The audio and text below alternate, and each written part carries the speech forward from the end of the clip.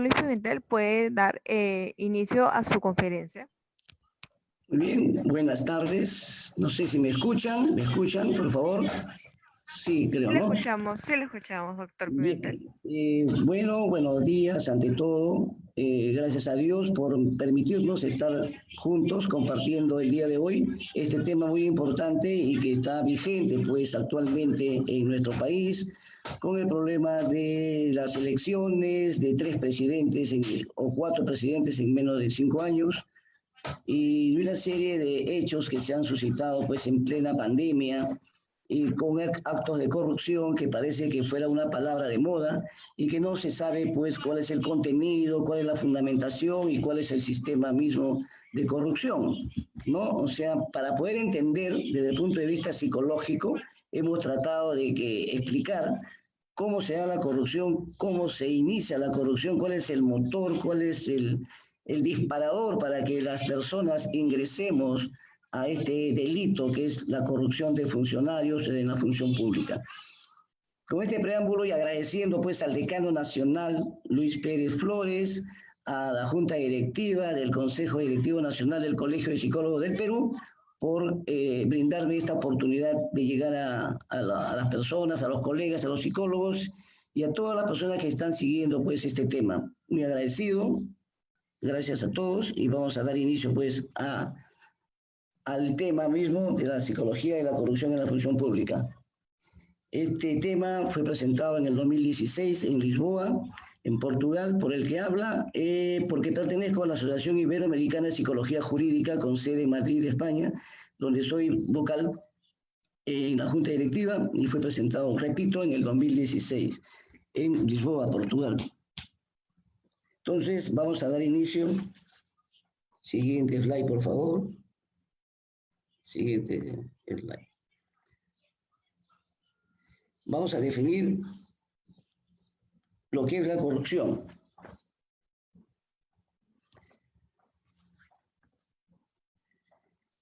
El término de corrupción viene del latín corruptio, ¿no? Que a su vez del prefijo intensidad. Romper significa hacer pedazos, romper un sistema, romper una norma, una directiva, una ley, irse contra las normas y contra las leyes. Por eso que hablan de romper, irrumpir, ¿no? De irrumpir o romper algo. Viene el término corrupción. Es una situación o circunstancia en que los funcionarios públicos, si hablamos de función pública, u otras autoridades públicas, están corrompidos, o sea, han roto las normas, han transgredido la ley y una serie de normas que señala, pues, ¿no? La convivencia pacífica, las normas que regulan tu vida laboral, económica, deportiva y todo lo que es corrupción es romper esas normas. Transparencia Internacional lo define la corrupción como el abuso con fines de lucro para que le dan al personal que tiene un poder, ¿no? Que han delegado un poder a alguna persona, que puede ser el presidente, puede ser los ministros, pueden ser los congresistas, puede ser un director de hospital, puede ser un director deportivo, cualquier cargo que tengan y que tengan poder delegado por las autoridades, por el pueblo o por los trabajadores, por ejemplo, a un secretario general de un sindicato, etcétera, ¿no? O sea, eso significa que la corrupción es el abuso con fines de lucro de un personal que tiene un poder. El abuso puede ser perpetrado por una persona con poder decisorio en el sector público o privado, iniciado por dicha persona o provocado por un tercero que quiera influir en el proceso de toma de decisiones. Cambian las directivas, cambian las normas a su conveniencia o a sus intereses personales. La corrupción... Doctor Pimentel, disculpe, usted puede Sí. pasar sus diapositivas porque usted es el anfitrión. Ya, sí. Perfecto. Sí, no hay problema, no hay problema. Ya. La corrupción es una manifestación de las debilidades institucionales, bajo estándares morales, incentivos sesgados y falta de aplicación de la ley. La ley que a veces no se cumple y que a veces nosotros dejamos pasar también, convirtiéndonos también en cómplices silenciosos de la corrupción. Porque no decimos nada, en nuestro entorno suceden cosas, en nuestro entorno laboral, académico, educativo, suceden cosas que miramos, que vemos y que muy pocos reclamamos o nos quejamos. El índice de percepción de corrupción. La corrupción comprende una amplia gama de delitos, los cuales van a leer ustedes si está a la vista. El desfalco de fondos públicos, malversación y sobrevaloración. Ejemplo, lo que pasó en plena pandemia, lo que pasó en el fenómeno del niño, que autoridades corruptas, ¿no?, hacen malversación y hacen sobrevaloración de las mascarillas, sobre el equipo de protección personal, sobre la compra de agua mineral, de alcohol, o cualquier otra situación de compras. Hay sobrevaloración y valoración de fondos. El desfalco de fondos públicos, ese es el genérico. El peculado también y el cohecho pasivo propio, ¿no? Hay autoridades que cobran por algún beneficio legal, de repente para una decisión de una casa, de una propiedad, para los inquilinos, para los propietarios de departamentos, etcétera. Entonces ahí viene el cohecho pasivo propio de los jueces o fiscales o autoridades que tengan la decisión de elegir quién tiene o no la razón ante un juicio, ante un litigio, ¿no? El soborno de autoridades del sector público, clásico, vas y pagas para que te den el brevete, pagas para que te den un certificado médico, etcétera, ¿no? Y también la desviación de bienes por funcionario público, también desvían los bienes. Por ejemplo, todo actualmente es difícil hacer eso, pero mucha gente desvía los bienes. Por ejemplo, yo siempre pongo el ejemplo de la ONP o de las AFP. La ONP dice el gobierno que no tienen dinero, que no tienen fondos, pero todos sabemos que hay edificios, que hay propiedades de los jubilados de la ONP, y de ahí cobran alquileres para poder pagar a los jubilados actuales. Entonces, también vemos que creemos nosotros, muchas personas, que la ONP es una caja chica del gobierno, ¿no? Utilizan el dinero de los trabajadores, según ellos, para pagarle a los jubilados que van saliendo todos los años. Este es como una pirámide donde realmente el último jubilado no va a tener quien le pague. Lavado de activos, ¿no? Blanqueo de productos de corrupción. El lavado de activos, el blanqueo de dinero, producto de la corrupción, se hace, pues, se está viendo en México y en otros países que también ingresan, pues, a las universidades, al deporte, al Congreso, a la política, ingresa ese lavado de activos a través de esas actividades lícitas, aparentemente, cadena de boticas, creación de universidades particulares, etcétera, ¿no? Entonces van viendo también que por ahí la corrupción capitaliza su dinero y lo invierte, ¿no? La complicidad en la corrupción y la obstrucción de justicia. Claro, lo que dice, ¿no? Va a prisión preventiva porque va a obstruir la justicia. Prisión preventiva por este motivo, ¿no? Entonces, ahorita el Poder Judicial, el Ministerio Público están a cargo y tienen son fiscales ad hoc que van viendo todo lo que es corrupción, ¿no? Corrupción de funcionarios. Asimismo, la corrupción también genera un problema de nepotismo, ¿no? Se ha escuchado todo este año y todo el año pasado de que la esposa de tal ministro trabaja en tal entidad pública, el hermano de tal ministro tiene contrataciones con el Estado, o de tal congresista, o de tal ministro, tal presidente. Entonces, ese nepotismo es poner a familiares cercanos, familiares directos o de segundo grado, en la administración pública, porque tienen el poder, por favoritismo y porque tienen el famoso tarjetazo que se decía antes, ¿no? Por la contratación personal, pues el ascenso también en el sector público. Últimamente, el último detalle o dato que le podemos dar es el nombramiento del general, pues, ¿no? El ministro del Interior y el general que según exministro dice que nadie lo conoce, ¿no? Ahora hay que elegir generales que lo conozcan. Como que nadie lo conoce, es una elección de presidente, pero se cuestiona y se critica ese favoritismo porque es un general nuevo, ¿no? Y se avecina, pues, una huelga policial y un problema que se llaman ellos corrupción. Entonces, el término corrupción también se está satanizando y se no está explicándose realmente en el contexto que debe explicarse lo que es la corrupción. A ver, acá hay ejemplos. Funcionarios públicos con cargo de confianza que son contratados. En las instituciones públicas se habla de la meritocracia, se habla de las nuevas leyes, el nuevo aparato estatal, de modificatorias del Código Penal, de reforma del Poder Judicial, de la reforma policial, del Ministerio Público, etc. pero los cargos de confianza siguen dándose. Siguen eligiéndose a dedo las personas, los cargos de confianza, los ministros, los congresistas, todos, para los congresistas no, los congresistas eligen a sus asesores a dedo, ¿no? Entonces, esto de cargo de confianza debe desaparecer en la administración pública si queremos hacer algo para evitar la corrupción. Mientras hayan funcionarios públicos con cargo de confianza, es difícil romper o desaparecer o minimizar la corrupción. Eso que quede claro. Tiene que haber meritocracia, tiene que haber currículum, tiene que haber profesionalismo. No puede ser un presidente de la República con primaria, secundaria, pero ¿cuál es el requisito para ser presidente de la República? Ser Perón de nacimiento, nada más. Pero para otros cargos, para otras funciones, para otras profesiones, si te piden currículum, experiencia en el campo, en el cargo. Acá no. Acá solo quieren maestría y doctorados, y todos sabemos cómo se consiguen las maestrías y doctorados, por eso que la SUNEDO intervino y está muy bien que ahora regule todo, y hay universidades de prestigio y famosas o antiguas que no les han considerado, no les han acreditado, ¿no? No están acreditadas para poder dictar clases en la universidad. En todo caso, eso es el cargo de confianza, ¿no? Y también que esto beneficia a grupos pequeños que van en contra de la institución, creada para garantizar la eficiencia y eficacia de la función pública, según lo que dice, ¿no? Pero beneficia solamente a un grupo pequeño y a una persona, a un familiar.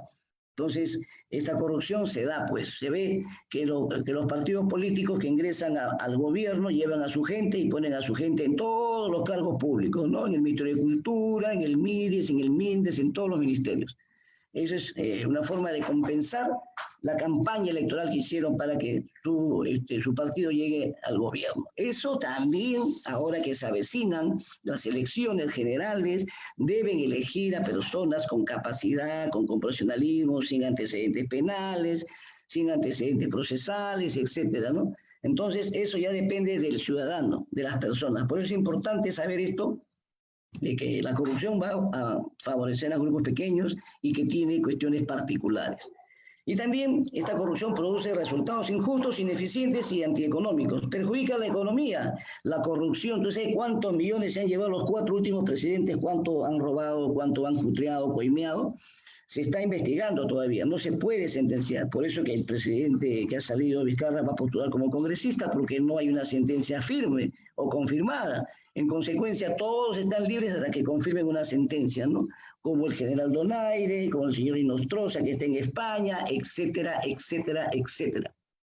Entonces, mientras no haya una buena elección, mientras no haya una sentencia confirmada, pues estas personas van a asegurarse para lo que es la impunidad, ¿no?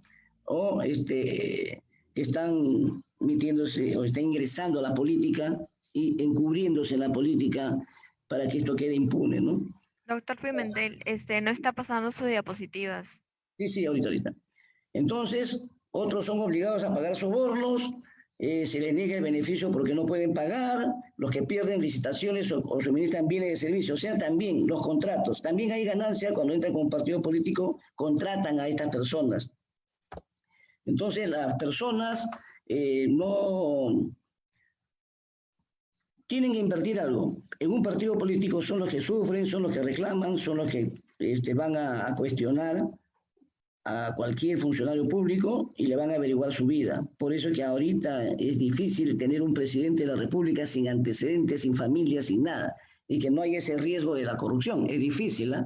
Pero vamos a ver la tolerancia a la corrupción. ¿Por qué toleramos la corrupción? ¿Por qué en nuestras mentes, en nuestro cerebro, en nuestro inconsciente colectivo, la corrupción está casi aceptada por la mayoría de la sociedad? ¿Por qué? Porque dice que la corrupción, ¿no es cierto?, forma parte de un sistema. La corrupción existió siempre, toda la vida. Vamos a ver los que están ahí escuchando, si pueden en el chat poner quién fue, cuál fue el comportamiento de la primera corrupción en el mundo, ¿no? El primer comportamiento corruptible, por decir algo, ¿no? ¿Y quién es el representante máximo de la corrupción en Perú? Es una pregunta que les hago de un inicio para que al final, en las preguntas, puedan ustedes responderme a través del chat o a través, en forma directa, ¿no?, por el micrófono. ¿Qué comportamiento corrupto se dio al inicio del mundo y quién es el máximo representante de la corrupción en el Perú? el máximo representante de la corrupción en el Perú. Es una tarea que le dejo para el final. Muchos funcionarios públicos presentan un doble estándar, doble ética y doble moral, doble discurso, ¿no? El Perú, la democracia comienza por los más pobres. Yo podré meter la mano, pero nunca, no, pero yo podré meter la pata por mi juventud, pero nunca la mano, decía un expresidente de la República. La plata viene sola, otros dicen plata como cancha, otros funcionarios públicos dicen también, no importa que robe, pero que haga obras. Esa es la tolerancia a la corrupción en nuestro país. Aceptamos la corrupción como parte de nuestra vida. Innato, nace con uno la corrupción, supuestamente, ¿no? Entonces esa tolerancia a la corrupción es la que a nosotros nos perjudica. Entonces, el funcionario público pide dinero, el ciudadano accede a pagarlo. En la corrupción hay dos personas que intervienen, el que da y el que recibe. Los dos están en el delito de la corrupción. Acá no es uno solo, no que él me cobra la policía, me cobra el fiscal, me cobra el juez. No, tú le pagas, no le pagues a ver si te cobra, ¿no? A ver si funciona, denúncialo. Lo importante es denunciar. Entonces, vamos a ver acá en una estadística, en una encuesta que se hizo sobre corrupción, ¿no? El sociólogo Gonzalo Portocarrero, me imagino que hay estadísticas o hay encuestas más modernas, más actualizadas, pero yo tengo esta que sirve como reflejo de la tolerancia a la corrupción. Mire, funciona así. Funcionario público favorece a parientes y amigos. Dar un obsequio o dinero para agilizar un trámite público, entregar dinero para que no le impliquen multa y llenar documentos con datos falsos por conveniencia, ¿no? Falsa dirección, falsa fecha de nacimiento, etcétera, ¿no? O hacen denuncias en provincias de un problema que sucede en Lima, como el Colegio de Psicólogos, que hicieron una denuncia por Piura, por un caserío, y hasta ahora tenemos un problema de dos regionales, ¿no? Dos consejos directivos regionales. Utilizan, pues, documentos falsos por conveniencia. Bien, el funcionario público que favorece a parientes y amigos, el 65% tiene alta tolerancia. Porque dicen así, si yo llego a ser presidente o tengo un cargo público, llevo a mi familia, le doy chamba a mi familia, le doy trabajo a mi familia. La mayoría tiene ese pensamiento, ¿no? Distorsionado, esa creencia irracional, que si yo llego a ser presidente, director, ministro o congresista, voy a llevar a mi familia, pues, ¿no? De hecho, que esa es una proyección, ¿no? Casi natural, entre comillas. El 23% tiene mínimo rechazo y el rechazo definitivo solamente lo tiene el 8%, ¿no? O un porcentaje menos, incluso debería ser menos, la gente tolera la corrupción. De igual manera, tenemos también que dar un obsequio, dinero para agilizar un trámite. ¿Quién no ha comprado el brevete? Mucha gente compra su brevete, no da examen. Mucha gente saca armas sin pasar por la SUCAME. Mucha gente consigue un certificado médico mental o psicológico o psiquiátrico, también pagando un certificado médico sin pasar exámenes médicos. O sea, aquí también el 71% tolera eso porque agiliza el trámite, saco mi pasaporte más rápido, pago para que me entreguen el pasaporte y ya no tengo que pasar por ningún trámite, hacer cola, evitar la cola, evitar el tiempo, ganas tiempo y dinero. Y solamente el 11% rechaza esta conducta. Y otra conducta es entregar dinero para que no te aplique multa. Igualito, pasas papeletas, tienes multas, tiene un chofer de microbús, tiene como 50 papeletas, 100 papeletas, tiene 1.000.000 de soles debe, o 50.000 soles debe de multas y nunca la paga. ¿Sabe cuándo descubren? Los medios de comunicación que también se prestan para esto, cuando mata a alguien, atropella a alguien, cuando es público, recién tenía 50 papeletas. ¿Y por qué no lo vieron antes? ¿Por qué no lo denunciaron antes? ¿Por qué esperar que mate a alguien o atropelle a alguien para recién ver que tenía tantas papeletas? Así es este problema de la corrupción, y estoy poniendo ejemplos prácticos de la vida real, de la vida cotidiana, para que entiendan cómo funciona la corrupción en nuestro medio. Y en el campo de la pirámide de la corrupción tenemos acá una pirámide donde, por ejemplo, en el punto más pequeño, en la parte puntual, ¿no? De punta arriba, tenemos a un grupo muy pequeño, que es la mafia, que comparten el poder, reciben beneficios, no prebendas o prebendas, y resultan los protagonistas de la corrupción, que es un pequeño grupo que maneja todo el sistema y que maneja toda la administración pública y que dirige la administración pública. Porque lo que estamos abajo, los excluidos, los últimos, Nos se burlan de nosotros, nos engañan, nos quitan, nos dan mascarillas malas, nos dan alcohol malo, nos dan todo malo, y se mueren en plena pandemia, policías, médicos, enfermeras. Eso es burlarse, eso es ignorarnos, excluirnos, y no recibimos nada de este dinero que se consigue mediante la corrupción. Ahora ya no se está llamando mafia, no se llama banda, ahora se llama organización criminal. Organización criminal se llama ahora, ¿no? Y también la corrupción se puede ver, ¿no? Estructural, ¿no? Quienes controlan el poder. Vamos a definir de una vez la corrupción para que se quede grabado, por favor. La corrupción se da porque buscas el poder y el dinero. Esa combinación del poder y el dinero mantiene la conducta de la corrupción.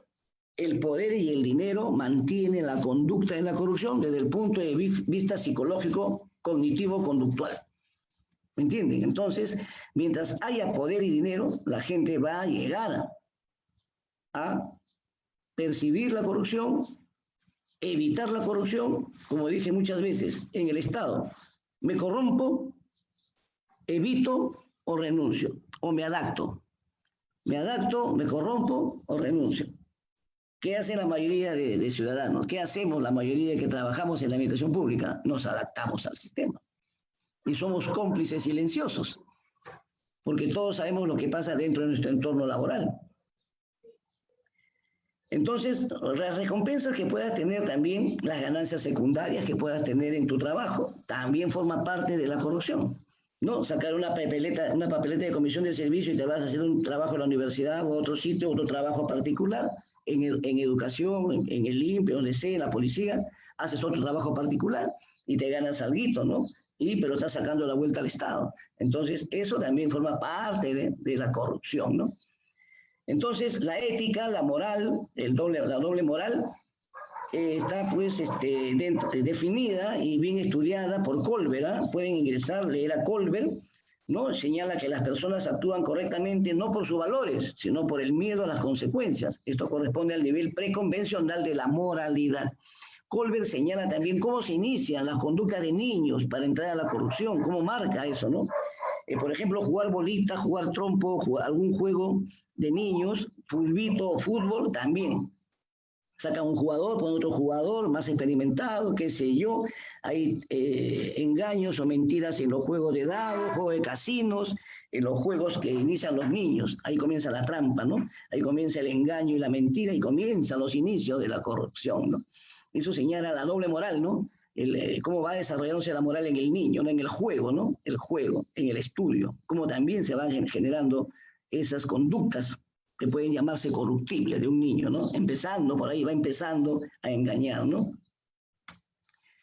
A ver, ¿quién define lo correcto? ¿Quién capacita a los capacitadores? ¿Quién dice, entre la verdad y la justicia, ¿con qué me quedo? Era una pregunta para los abogados. Entre la verdad y la justicia, ¿con qué me quedo? ¿No? Y ayer conversaba con un colega que le decía, entre la razón y la verdad, ¿quién tiene la razón o quién tiene su verdad? La verdad no es absoluta, la verdad es relativa. Entonces, en esta encuesta también se ve, pues, que, ¿no es cierto?, la corrupción, cómo percibe en el Perú, ¿no?, en Proética, ¿no?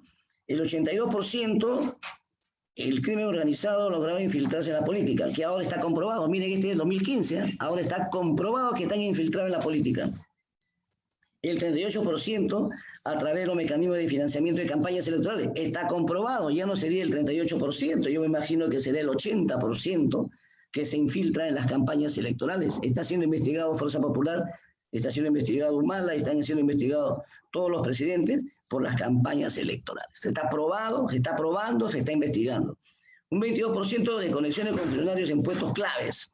No, por ejemplo, el Richard Swing o otros puestos claves que también se meten por ahí, por acá, el ministro de acá, el ministro de allá. Entonces están viendo puestos claves donde colocan directores, funcionarios, presidentes de instituciones de salud, MINSA, Policía Nacional.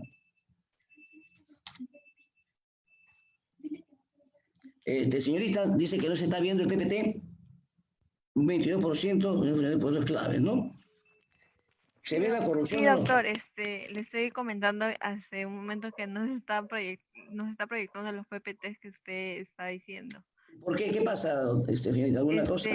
Sí, o sea, lo que pasa es que usted es anfitrión y usted puede estar proyectando sus propios PPTs. Ya, y sí, lo estoy avanzando, pero veo, dice que Ya, no se ve. ahora sí se puede ver, doctor. Le estaba Ya, comentando que no se podía ver, ahora sí se puede ya mostrar los PPTs, doctor. perfecto, perfecto. Continúo entonces, continúo. Y lo Sí, que se han continúe, perdido, doctor. ustedes lo graban, ustedes, no sé, irán a enviar pues este PPT para compartir con todo lo que están pendientes, están escuchando, ¿no? Decía que un 22% de la corrupción, sobre la percepción de la corrupción, está en funcionarios claves, en puestos claves, en ministerios claves. Ahora se percibe la corrupción en partidos políticos. Está demostrado actualmente, hay mayor ya estadística, mayor porcentaje que pueden avalar que ya están infiltrados en la política, en las campañas electorales, invierten su dinero en el Congreso para buscar impunidad, ¿no? Eh, entonces, acá hay que ver que los líderes políticos tienen que tener más cuidado en seleccionar a sus congresistas, pero más bien invierten su dinero y se meten de congresistas, personas que tienen que ocultar algo, que tienen que buscar impunidad, ¿no? Bajo ese lema por ejemplo, ahorita he visto legalidad y legitimidad, otros términos que acabo de escuchar y que están de moda, ¿no? Que no tiene legalidad, no tiene legitimidad, tiene legalidad pero no legitimidad. Caso presidente Merino, ¿no? Fue elegido constitucionalmente, qué sé yo, pero una marcha y dijeron, es legal pero no tiene legitimidad. De igual forma, ahora quieren coger ese mismo modelo en el caso del nuevo general, pues, presidente general o de la policía, director de la policía, ¿no? Dicen que tampoco no ha sido elegido entre los tres generales más antiguos, por lo tanto es legal, pero no tiene legitimidad. Son términos que van acuñando, la corrupción se va modernizando y van buscando salidas, bueno, por claves para poder mantenerse en los cargos públicos y políticos. Los líderes políticos tienen que tener más cuidado al seleccionar su congreso, eso es cierto, no solamente congresistas, también funcionarios de la policía, del MINSA, de salud, de educación, el Ministerio de Educación, en todos los ministerios. Acá en esa época, en 2015, se hablaba de Fuerza Popular, de Keiko, que tenía procesos judiciales 5 congresistas. Yo en esa época tenía 16 presidentes regionales procesados y 8, creo, sentenciados. Un presidente regional, incluso de Cajamarca, postuló como candidato al Congreso, estando preso, pero como no tenía sentencia, estaba solamente con prisión preventiva. Mientras sea procesado, pueden postular, no hay problema, ¿no? No hay ningún problema, pero la cosa es que no debería ser así, no debería de ser de esa manera. Y por último, y para concluir ya las últimas diapositivas, la Contraloría General de la República actualmente también está siendo cuestionada.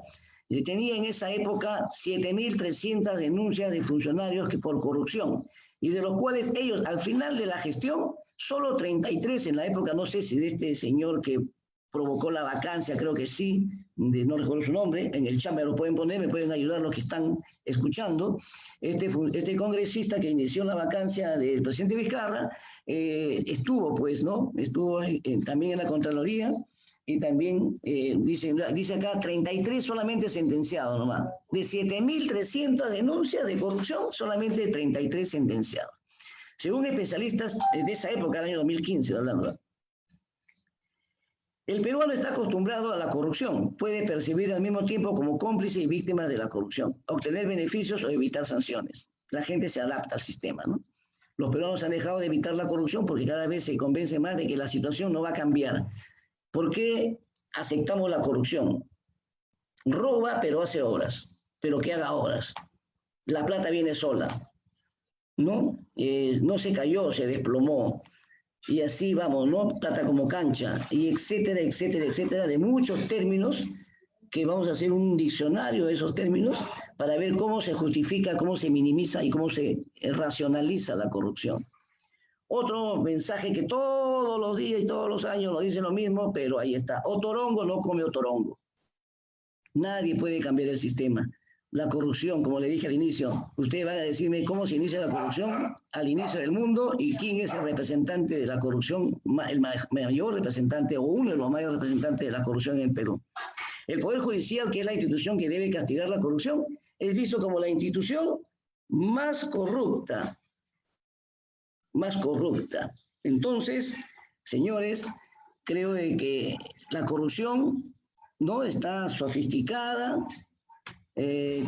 tiene más, no, porque dice que los contratistas tienen más votos que los congresistas y se hace negocio por debajo de la mesa. Entonces, la corrupción, señores, es un sistema. A ver, vamos a ver ya si hay respuestas en el chat. Voy a ver si puedo leerlas. Acá tengo a mis asesores, mi hijita, mi nietecita y mi esposa conmigo. Entonces son mis asesores que me están diciendo, porque esta modernidad, este sistema digital y virtual, de repente nos puede ganar. Pero lo más importante, señores, es que la corrupción debe desaparecer, debe minimizarse y debe eliminarse. Y es difícil, pero ya le dije cómo se ingresa a la corrupción, cómo nosotros evitamos y somos cómplices silenciosos, y para que haya corrupción, el que da y el que recibe están en la corrupción. El que da y el que recibe. Todos, los dos. Y la corrupción te da poder y dinero. El poder y el dinero también genera corrupción. Antes comprabas un carro, tenías un auto moderno, un Toyota o Yaris, ¿no? Ahora quieres un Lamborghini. Antes tenías un bote, ahora quieres un transatlántico, quieres un barco, quieres un yate, ¿no? O sea, siempre vas a tener necesidades. Hay necesidades en la corrupción. Vamos a explicar lo que decía Chichi Valenzuela, una periodista. La corrupción a nivel bajo, mediano, puede ser entendible y comprensible. La corrupción a nivel alto, a nivel funcionario público, a nivel de directores, a nivel de gerentes, a nivel de ministros o congresistas, ya es escandaloso, ya llama la atención, ya es criticable, ya es cuestionable, ya es un delito que deben ir presos. ¿Hay necesidad de un presidente de la República que robe con el sueldo que tienen, los 16 sueldos que tienen los congresistas? ¿Hay necesidad de que cutreen, coimeen o roben al país? ¿Hay necesidad? Ahí no hay necesidad. Y eso es lo que hace más daño, porque no se puedan crear hospitales. ¿Cómo puede haber un hospital nacional del MINSA en un distrito como San Juan del Lurigancho que tiene 1,5 millones de habitantes? Un solo hospital de salud y un hospital de MINSA. Por eso que colapsó los hospitales, salud colapsa por eso en esta pandemia, la economía colapsa por eso. Entonces, todo el sistema se cae cuando no hay prevención, cuando no hay proyección, cuando el gobierno utiliza alguna institución como caja chica. Entonces, ese es el problema. Entonces, señores, muchas gracias por su atención. Creo que podría venir las preguntas, podríamos compartir con los oyentes alguna inquietud, alguna duda, algún cuestionamiento. Estamos para conversar, estamos para intercambiar experiencias, conocimientos y amistad. Muchas gracias. Muchas gracias, doctor Pimentel. Sí, hay una pregunta de Claudia Campos. Dice, ¿es posible que la mayoría de políticos corruptos tengan rasgos narcisistas? Narcisistas, exacto, podría ser una característica psicológica, y gracias por la pregunta, podría ser el narcisismo, porque el narcisista se quiere, se ama a sí mismo, se adora, se idolatra, ¿no? Por ejemplo, un expresidente, ¿no? También, que ustedes, no voy a decir nombres, pues, ¿no? Pero ustedes saben, pues, que un expresidente, de repente un dueño de un canal de televisión, ¿no? Canal 11, ¿no? Que también tiene conductas narcisistas, egoístas, ¿no? Egocentristas. Y claro, puede ser una característica, porque yo, primero yo, segundo yo, tercero yo. Cuarto, si alcanza y hay, ya te doy. Si no, no, pero primero soy yo. Entonces sí puede ser una característica que va formándose la personalidad en el hogar. Por eso que no hay que darle todo a los hijos, no hay que decirle que tienen todo, hay que dejarlos sufrir. No hay que dejarlos con la computadora, con la laptop, con la tablet o con su celular de última generación. Hay que dejarlos jugar, que sea en la calle, que vaya a la calle, que juegue fulbito, boli, deporte y ejercicio al aire libre. Quítenle un poquito eso y cámbienlo por una herramienta, que limpie la casa, denle una escoba, denle un trapeador, que limpie el baño, que limpie su cuarto. Hay que darle actividades. Quítenle un poquito, pues, esos instrumentos digitales que tienen actualmente los muchachos. Ya no juegan trompito, ya no juegan bolita, ya no juegan lingo, ya no juegan nada. Ahora todo es computadora, laptop y celulares. ¿Alguna otra pregunta? A ver, voy a ver doctor. A ver, si hay otra pregunta. El chat, yo no puedo ver el chat, ¿hay en el chat algo? Bueno, si no hay nada en el chat también. Quisiera más bien entonces, para terminar, si no hay más preguntas, decirle que el inicio de la corrupción en el mundo se da pues con un tal llamado Judas, que traicionó a Jesús por 30 monedas y después se ahorcó. Otros se metieron un balazo en la cabeza, ¿no? Más moderno ya, más actualizado. Entonces, y el representante máximo de la corrupción en el Perú es A ver, ¿alguien me lo puede decir? Usted, señorita, que está coordinando, ¿tiene alguna idea?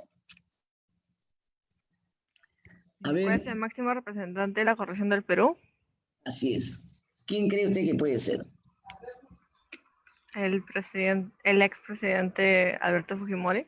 No, es Vladimiro Montesinos, Ah, porque gracias a Vladimiro Montesinos, gracias a él, entre comillas, gracias a él, se filmó la corrupción, se grabó la corrupción y todos pasaron por la salida del zinc. Gracias a él, la corrupción se hace más conocida, porque la corrupción es de años, desde la época de Bolívar, de la época de San Martín.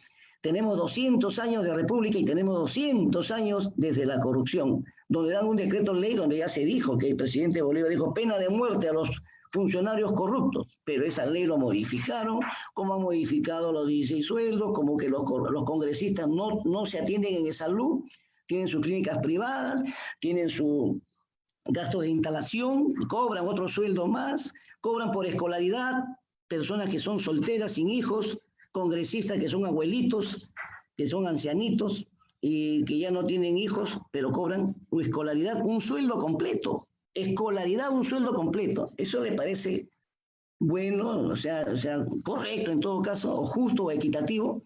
Puede ser legal, pero no es legítimo, ¿no? ¿Me entiende? Puede ser una verdad, pero no tiene razón, no es lo correcto, no es lo justo. ¿Me entiende? Entonces, ese es el problema de la corrupción en el Perú. ¿Por qué cobran escolaridad? Personas que no tienen hijos, o personas solteras, o abuelitos que ya no tienen nietos, pero cobran escolaridad, un sueldo completo. Y así por el estilo, muchos elementos que hay que analizar de la vida diaria, cotidiana, de la vida política. ujú. Gracias por compartir. ¿Hay otra pregunta? Sí, doctor, acá hay otra pregunta de Rosario. Dice, doctor, ¿es posible elaborar un examen para detectar a un potencial corrupto? Claro, puede haber un examen, sí, pues más que todo una encuesta. En la entrevista estructurada y en una encuesta dirigida, sí se puede detectar a una persona que tiene tendencias, por ejemplo, a sus aspiraciones, sus metas, que puede ser confundido, ¿no? Porque todos tenemos aspiraciones y metas, pero cuando llegan, ¿no? Por ejemplo, hay metas a corto plazo, a largo plazo y a mediano plazo, ¿no es cierto? Entonces uno puede ver cuáles son sus metas, porque cómo se inicia el delito, la delincuencia, que va a ser el tema a las 5 de la tarde en la sala 2 por mi persona, ¿no? Por el suscrito, vamos a hablar de la prevención del delito y el delito y la corrupción. ¿Cómo se inicia el delito también? ¿Por qué se inicia el delito, no? Y como le digo, aquí el problema está en que nosotros tenemos que ver por qué iniciamos un delito, por qué nos iniciamos en la corrupción, por qué, cuál es el disparador, ¿no? Nosotros tenemos que ver que hay características personales. En el juego, por ejemplo, ¿no? En el juego, el niño, según Colbert, en el juego se inicia también. Engañan, mienten, dice, tengo una carta, tengo dos cartas, tengo tal puntaje. En la universidad, ingresar con dispositivos inalámbricos y dar un examen también es corrupción. Sacar alguna cosa, un permiso, comprar una cola en un sitio también es corrupción. O sea, la gente cree que corrupción solamente es de alto nivel. Ahí se inicia, pasas una luz roja. En España, en Europa o en otros países, en Japón, dejas ¿cómo se llama eso? Es una sombrilla de repente para la lluvia en una estación del tren y lo dejas en la otra estación. No te lo llevas a tu casa. En el Perú, las frazadas o sábanas que dan en los terminales terrestres o aéreos se lo llevan a su casa. Le dan esos audífonos, se lo llevan a su casa. O sea, ese es el problema. Ahí se puede detectar cosas así si tú haces preguntas estructuradas o dirigidas y haces una encuesta, ¿no? O de repente una entrevista estructurada, una encuesta para determinar las características, y se llama, nosotros estamos llamando ahora en psicología penitenciaria, la valoración del riesgo, ¿no? Que es actualmente en Perú, pero en otros países ya se está hablando de la valoración del riesgo del delito, ¿no? ¿Cuál es la valoración del riesgo, ¿no? Tus antecedentes personales, familiares, educativos. Eso lo vamos a ver en el tema de las 5 de la tarde. Gracias. ¿Alguna Sí, otra pregunta? sí, doctora, hay otra pregunta. Eh, de María Ormeño dice, doctor, ¿hay una entrevista y evaluación neuropsicológica se podría realizar? También, sí, pero en cuanto a neuropsicología, yo me reservo alguna opinión en el sentido de que es muy buena, muy sistémico, muy objetivo y muy concreto. Eh, Maradona fue operado de la cabeza, no sé por qué motivo, no sé si realmente encontraron algún eh, sistema neuronal, de repente un área específica para el consumo de drogas o qué sé yo, ¿no? O de la corrupción, no sé, tendría que ver, pero ya pues la trepanación, abrir el cerebro, o pastillas, o medicamentos, fármacos que puedan reducir, por ejemplo, a los violadores sexuales, por ejemplo, y la corrupción o cualquier otro tipo de problemas de un sistema neurológico, sí, puede haber exámenes, debe haber exámenes que puedan prevenir o puedan dar indicadores, ¿no? De lesión cerebral o algún problema cerebral neurológico. Eso sí, es probable y es una ciencia más objetiva que todas las demás ciencias sociales, ¿no? La Sí, neurológica. doctor, acá hay otra pregunta. Dice, ¿qué prueba psicológica proyectiva puede mostrar indicadores de un corrupto? En cuanto a pruebas proyectivas, específicamente no, lo que se puede ver ansiedad, depresión en Zoom, se puede ver, por ejemplo, en Eisen, donde hay preguntas, donde hacemos análisis de ítem. Por ejemplo, les voy a mencionar yo particularmente, ¿no? Dice, por ejemplo, ¿alguna vez mintió en su vida? Es una pregunta, ¿no? De escala de mentiras, ¿no? Y hay mucha gente que dice, no, pero si digo que he mentido, van a creer que estoy mal. Entonces digo, no, no he mentido. Y todos en alguna vez hemos mentido. Otros dicen, por ejemplo, otra pregunta de Leisen que dice, ¿no? Cuando eran niños, ¿obedecías inmediatamente a tu mamá o a tus padres? Y él dice, sí, yo si digo que no he obedecido, me van a jalar. Así que digo, sí, sí obedecía, yo obedecía todo lo que me decían. ¿Qué niño obedece totalmente sin reclamar a sus padres? Es una pregunta en escala de mentiras. Por ejemplo, las escalas de mentiras en las pruebas psicológicas se pueden utilizar, ¿no es cierto?, para sus análisis de personalidad y poder descubrir o determinar algún indicador de corrupción, ¿no? O de que indique que vaya por ese camino de un problema de conducta, no necesariamente corrupción, cualquier problema de conducta. O si no dicen, usted se elogia, se lava, ¿alguna vez se ha elogiado, se ha lavado? No, si digo que me he elogiado, me ha lavado, ¿no? Dice, no, y es otra escala de mentiras. ¿Quién no se elogia, quién no se alaba alguna vez en la vida? ¿Quién no dice, yo soy bueno, soy así, o tengo estas cualidades, ¿no? O estas virtudes, ¿no? Y así por el estilo, sí hay pruebas que se pueden adaptar, hay preguntas en las pruebas psicológicas, pero no hay una específica que mida eso. Acá en Perú es, en todo caso, acá en Perú. En otros países sí he visto, por ejemplo, para determinar la violencia de género, para la violencia contra la mujer, etcétera, etcétera, ¿no? Para determinar un machismo, hay preguntas también, hay encuestas, hay preguntas, hay cuestionarios que sí van a determinar determinado problema de conducta, no necesariamente corrupción, pero pueden haber indicadores, dependiendo de la experiencia y la experticia del profesional. Doctor, acá hay una última pregunta, dice de Cindy. Dice, doctor, buenos días. Ahora que sabemos la problemática desde la psicología, ¿cómo podríamos abordarlo o ya existen programas? Mm, ¿Puedes repetir, por favor? Sí, dice, doctor, buenos días. Ahora que ya sabemos la problemática desde la psicología, ¿cómo podríamos abordarlo o ya existen programas? Ah, ya, perfecto. No existen programas específicos para tratar la corrupción. Por eso que yo desde el 2016, que fue mi primera ponencia en Portugal, en Lisboa, gracias a la IPJ Internacional, el cual pertenezco, gracias al doctor Javier Urra y algunos miembros que también están exponiendo en este Congreso de Psicología, tuve la oportunidad de viajar a España, a Portugal, a Colombia, a hacer exposiciones referente al sistema penal penitenciario, referente a la seguridad ciudadana y prevención del delito, que es el tema de la tarde, y también sobre la psicología de la corrupción. Esa oportunidad nos dan para poder difundir este tema. No hay programas específicos acá en Perú que hablen de la corrupción, cómo evitarla, cómo sancionarla. Lo que hay son alcances, como el que estoy haciendo yo, de muchos colegas psicólogos que somos agentes de cambio social. Grábense, colegas psicólogos, jóvenes, muchachos de la nueva generación, de la generación, no, es de generación bicentenario, ¿no? Creo que está de moda, se ha creado ya ese nuevo término.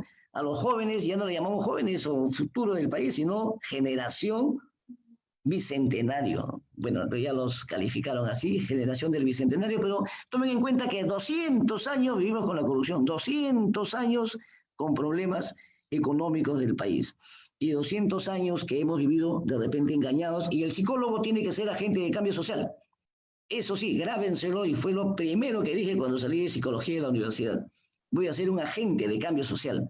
Si no eres agente de cambio social, vas a ser cómplice silencioso de la corrupción y de todos los problemas de conducta que se presenten en el país. Eso es, ténganlo por seguro. Hagamos algo, expongamos, tener la oportunidad, vincularse, ser más sociable, dictar clases, dictar charlas en todo sitio. Yo dicto charlas por si acaso en cualquier sitio que me llamen, sea Asentamiento Humano, Pueblo Joven, Villa El Salvador, Comas, donde sea. Ustedes me invitan nomás y yo voy. No se preocupen, podemos hablar de todo tipo de problemas, de drogas, de prostitución, de abuso sexual, de seguridad ciudadana, de cualquier tema. Pero sí lo importante es compartir conocimientos, experiencia y amistad, es lo más importante.